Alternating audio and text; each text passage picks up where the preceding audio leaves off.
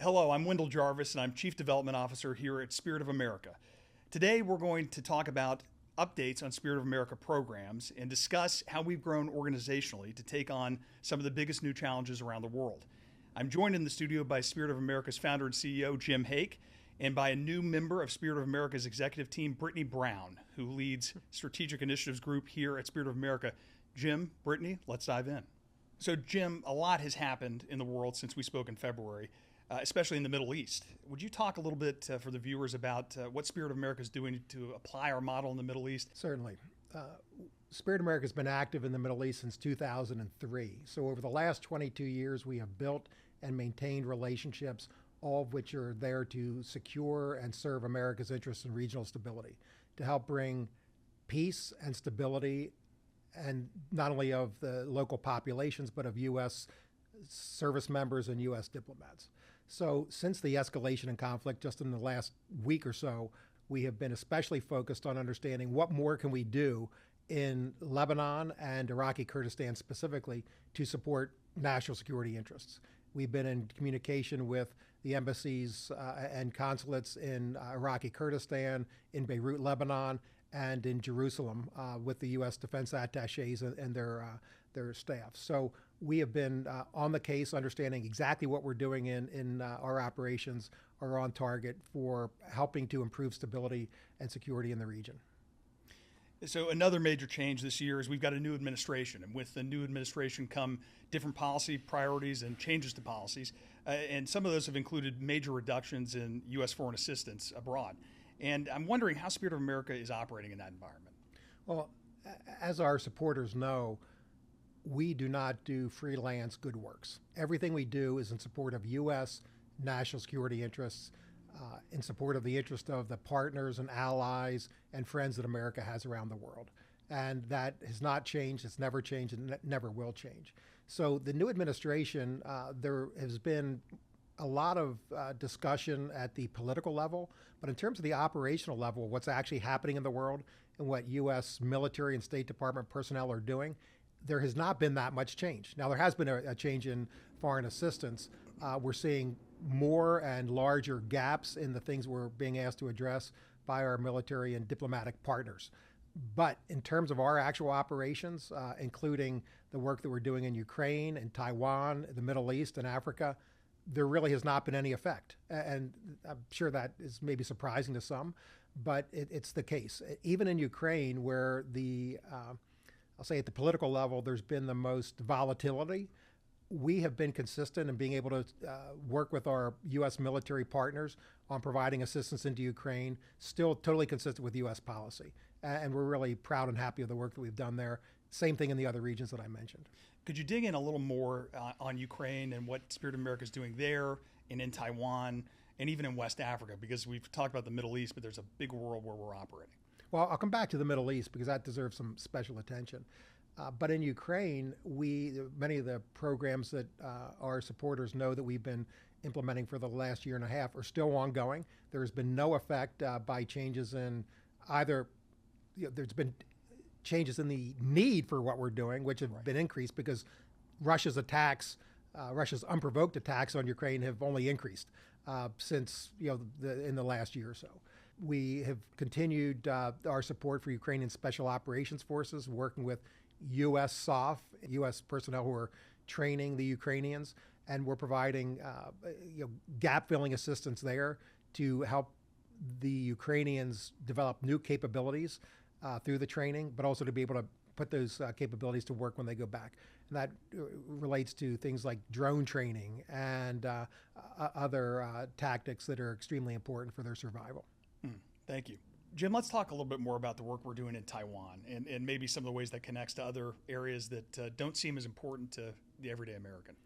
Well, I'll get to Taiwan. I want to say just a quick word about West Africa, because West Africa is one of those places where we have been active for the last 8 years, both having an impact working mainly with U.S. Special Operations Forces and also building relationships so that we can do more if and when the time comes. So the issue in West Africa is that there have been more people killed by terrorist groups in West Africa over the last 7 or 8 years than anywhere else in the world. Wow.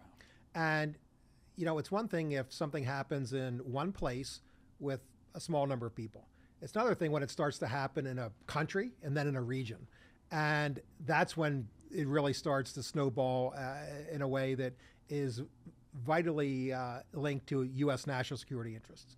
So we've been working with U.S. Special Operations in West Africa since 2014.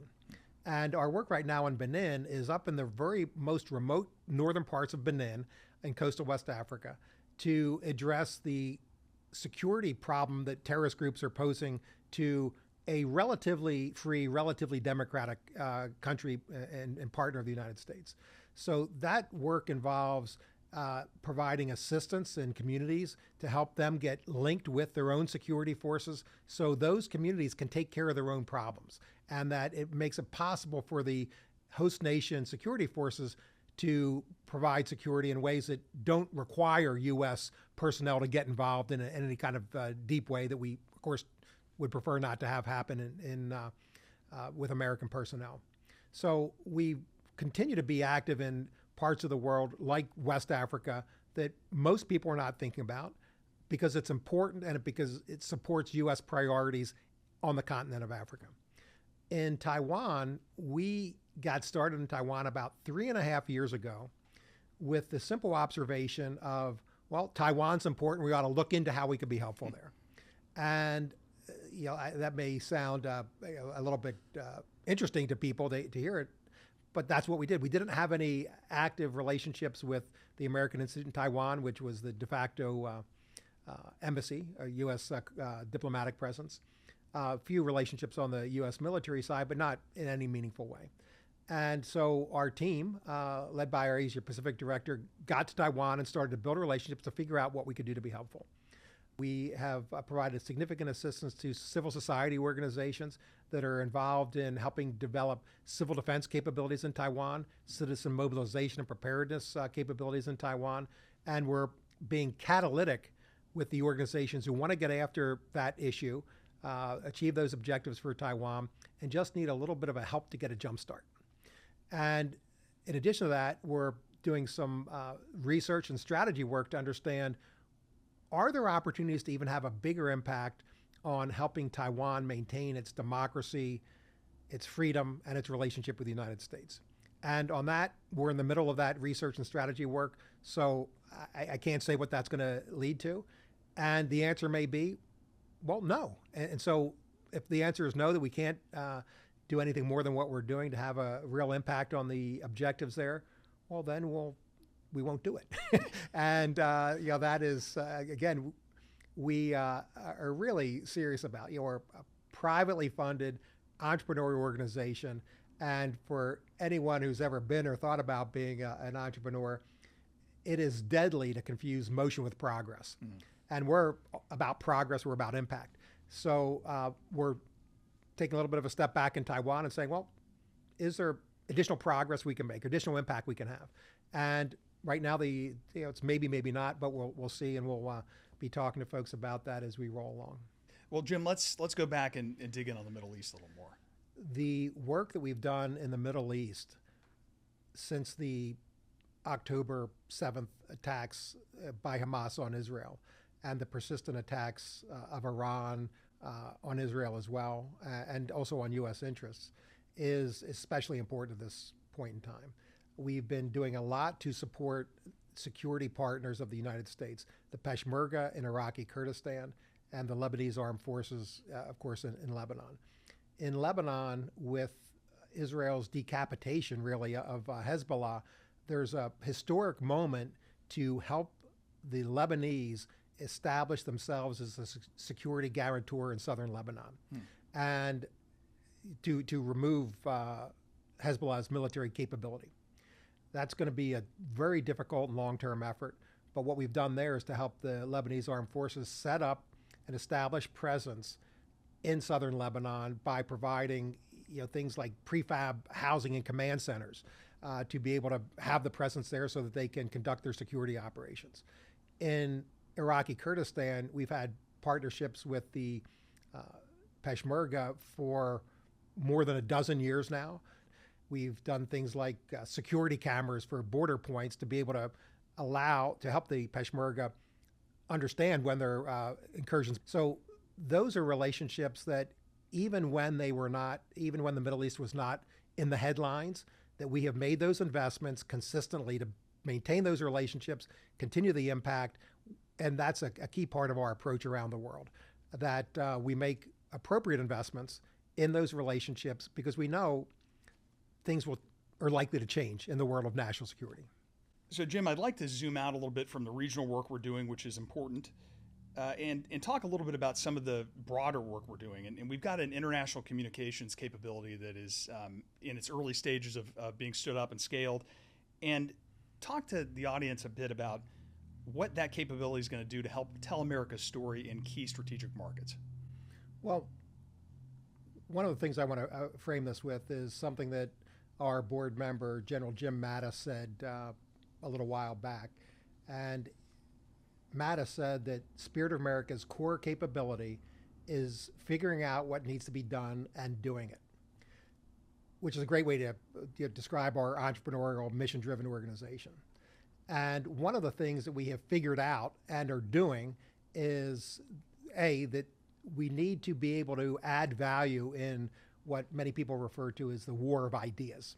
And the basic problem that we, America, face is that we have, on the one hand, America, the idea of America and what we stand for. And that idea and America's values have led to freedom, peace, and prosperity unprecedented in human history. That's what the idea of America is about. We have adversaries who stand for a totally different idea, who seek to discredit, diminish, and ultimately destroy free democratic societies. Their idea is one that would bring a very dark and aggressive view of human liberty and dignity to the world. So there's a war of ideas, or that's maybe not the best expression for it, but there's one of the most important fights that's going on is not a military fight, but it's the fight between people's ears. Like, what do people think? What do they think about the United States? Which way do they choose to go? Is it to align with authoritarians, or is it to align with and ultimately embrace the kind of values that America stands for, America and our allies and friends and partners around the world? So a couple of years back, we started to develop an international communications capability so that we could add value to U.S. national security efforts in a way which is associated with that fight between people's ears, the war of ideas. And we brought aboard a director of international communications. We're building that team. And we've done some great initial work to prove the concept that we can add value to U.S. national security interests through communications and media, as well as the tangible assistance and actions and programs that we take. So as a different board member mentioned a few years ago, he said, General Joe Dunford, actions speak louder than words, and Spirit of America is all about action, and we are. Actions and words together are even better.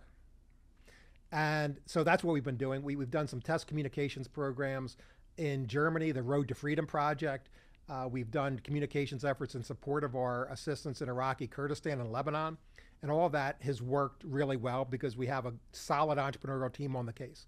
So right now, one of the great opportunities for communicating not just what America's values are, but why they're important and why they're compelling to people around the world, and why America still is a land of opportunity, is associated with America's 250th next year. And that is the 250th anniversary of the founding of our beloved country, and also affectionately known as a semi-quincentennial. And I don't encourage folks to try to repeat that. But anyway, America's 250th is a good way to frame it. And that anniversary of our independence, the Declaration of Independence, is the perfect opportunity to be able to talk about what America stands for. There's a reason to do it. And our team right now is working on a broad-based campaign in conjunction with U.S. embassies, both on the diplomatic and military side, to make sure that we're going to be able to address key information issues in countries that are most important to U.S. national security interests. So that's all in the works right now, but it's a great opportunity for us as an organization and a great opportunity for America to connect people around the world to the things we stand for and why that matters to them, not only at a level of ideals, but the practical level of how does this make your life better? And the truth is, it does. So we're on the case in telling that story. Let's keep going on this thread of new capabilities and expanding our ability to have an impact. When we spoke in February, you said that for Spirit of America to be at our most effective, we needed to, and I quote, increase our capacity in certain areas. And you mentioned HR, legal, compliance, and these are things that are incredibly important to our model and our ability to work in the field. Talk to the audience a bit about what we've done on those fronts so far. Well, I'll start with some of the things that are extraordinarily important, but and largely behind the scenes. And in terms of compliance, for example. So with what we've done in just about every country, in Taiwan, in Iraqi Kurdistan, and Lebanon, and certainly in Ukraine, there are things that we've, non-lethal assistance that we provided to our U.S. partner forces that require licenses that are pretty tightly controlled, even though they're non-lethal, tightly controlled by the Department of Commerce, Department of State. And, it's one thing that if you're a renegade do-gooder, to have a set of bulletproof vests in the back of your pickup truck and sneak them into Ukraine. Well, when we were providing, protective armor, body armor, bulletproof vests in Ukraine, we did tens of thousands of those. So, of course, for us as an organization, for our whole team, and certainly for our supporters, it's really important to do everything in a 100% legal way, be compliant with every rule and regulation that the U.S. Has to offer. And so we've done that, and knowing that we need to scale up those activities as we grow the organization, investing in even more compliance and legal capability so that that's not a bottleneck for our operations is one of the things we've invested in. So we have our new export compliance manager, we have our chief legal officer, both of whom have exactly the right background, not only to do what we're doing today, but to be able to meet the needs of the organization 2 and 3 years forward. So that is one of the capabilities or bits of capacity that we've added to the team. Our new chief administrative officer, responsible for all HR and information technology and all administration, is someone who has years of experience building international operations capabilities for organizations and setting up offices, understanding what needs to be done from an HR and compliance standpoint with personnel in different countries as we increase our forward deployed presence as an organization to be able to have a greater impact. And so those are investments which are behind the scenes, but are extraordinarily important for us to be the organization that America needs. Well, Jim, it's truly an A team, and we've got another member of the A team that's going to be brought into this conversation in just a second, and that's Brittany. And Brittany heads up not just a new team, but a new capability for us. I want you to tell our viewers a little bit more about the Strategic Initiatives Group. Where'd that come from? What's the concept? Yeah, well, and Brittany is extraordinarily welcomed member of our new A team at Spirit of America. So the background is that Spirit of America is and has to be, to fulfill our mission, a very, very entrepreneurial organization. And what that means is we are always in search of new opportunities where we can apply our resources and capability to be able to have the maximum positive impact on what America is trying to accomplish in the world and what America stands for, and America's security, and on the safety and success of America's troops and diplomats. So we're looking for those opportunities. And in a world awash in change and conflict in many ways, there are a lot of those opportunities. So we're looking for, well, where can we make our investments to have the greatest impact? And the basic need for this new capability and Brittany's position in particular is that it was challenging to place the entire need for identifying those opportunities on the same regional teams that have been extraordinarily busy actually doing the work, the implementation work. So for anyone who's either been an entrepreneur or who has invested in entrepreneurs, that, well, when entrepreneurs are actually doing the work of their venture, they're really busy. And they're usually, you don't really want them thinking about their next venture. You want them nailing exactly what they're trying to accomplish in their current work. Right. So our regional teams, that's what they're doing. And they do an exceptional job of having that impact on the work that we're doing, the kind of work that I mentioned in Ukraine, the kind of work that we're doing in the Middle East. So the idea of the Strategic Initiatives Group was to have a group that's tightly paired with our operations teams, but is mainly focused on what are the opportunities over the horizon where we can apply Spirit America's resources and capabilities to have maximum impact and return on investment. And it's really helpful to have a team that is totally collaborative with the rest of the Spirit America team, of course, but is looking over that horizon on things that our existing operations teams might not have the time to explore. So we created that team, and it's very common in most businesses to do this, which is, well, you have, and even in the military for that matter, with businesses, you have the existing product line, and then you have, some folks working on exploring what's next. And the better the organization is at doing that, the more successful they are in the marketplace. In the military, there are folks who are responsible for current operations and future operations, and for the same reason. And to make that work really requires the right people, of course, and the right kind of collaboration. And that's why we're so happy to have Brittany as part of the team. I couldn't agree more. And Brittany, let's bring you into the conversation. We've talked a lot about how we solve problems. Our supporters are pretty familiar with that, but let's talk more, give a little peek under the hood about how Spirit of America sees opportunities. How do they come to us? And what do we do when an opportunity is brought to us? What's pretty amazing is that our ideas come from all over the place. They can come from our regional directors, from our teams that are out in the field that are doing the incredible work. They can come from U.S. government partners. They can come from a think tank in D.C. or somewhere else. They can come from other non-governmental organizations. And probably my favorite is that they can come from newspaper articles, or newspaper articles our advisory board members read, or our board of directors read, or different ideas that people might have. Because the incredible part about an entrepreneurial organization is you really don't know where the idea is going to come from. But it actually gives the opportunity for anyone to have an idea about some place where we could have room for impact and catalytic change. It's really a bottom-up approach. Talk about some of the opportunities. Just tease a few that you and your team are scoping out right now. Even though I am tempted to tell you about a few of our moonshots, I think what's more appropriate is probably to tell you about some of the ones that will make a little bit more sense. So as we are seeing all of the change that's happening in the world right now, we are watching those places that are in the news. We're watching Syria. We're watching Lebanon. We are watching the Middle East to see if this is the moment where we can actually do some big catalytic programming. And build on 20 plus years of relationships in the Middle East. So thinking about what's in the news. The other things that we're thinking about are, a response to China. Where are some creative places that we could be doing some work that would help respond to the Belt and Road Initiative, that respond to, China's influence around the world and China's use of soft power? So we're thinking about places like Angola. Angola is a place with huge U.S. investment, both by the U.S. government and by U.S. commercial interests.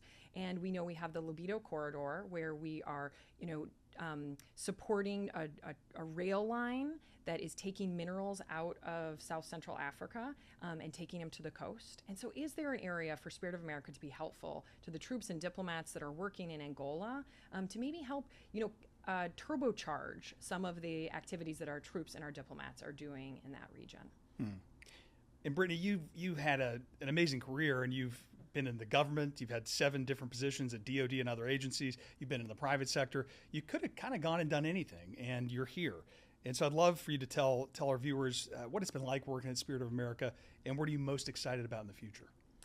Yeah, I think if anyone looked at my career, they would see there is a thread that has stayed the same, which is I am an incredibly mission-driven person. And at each place that I've worked, I've always sort of thought, am I going to be able to find somewhere that is filled with mission-driven people who also want to get stuff done?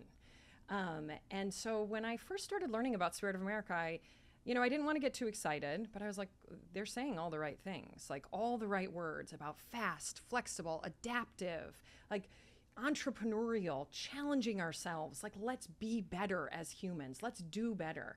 And the more I learned about it, the more I realized that it wasn't just words. This actually is an organization that has, over the last 20 plus years, has really committed to doing good in the world. And it's all thanks to the support of the American people. And that is the most magical, amazing thing. When I look at all of the different things I've done, it pulls them all together in a perfect way. That's a great note to end on. Brittany, Jim, thanks for being here with us. And to all of you behind the screen, especially our supporters, thank you for being here and watching us and supporting the work that we do. And if you have any questions about what you've heard today, I hope you won't hesitate to get in direct touch. We'd love to meet with you, love to talk this through. And until then, we look forward to seeing you soon.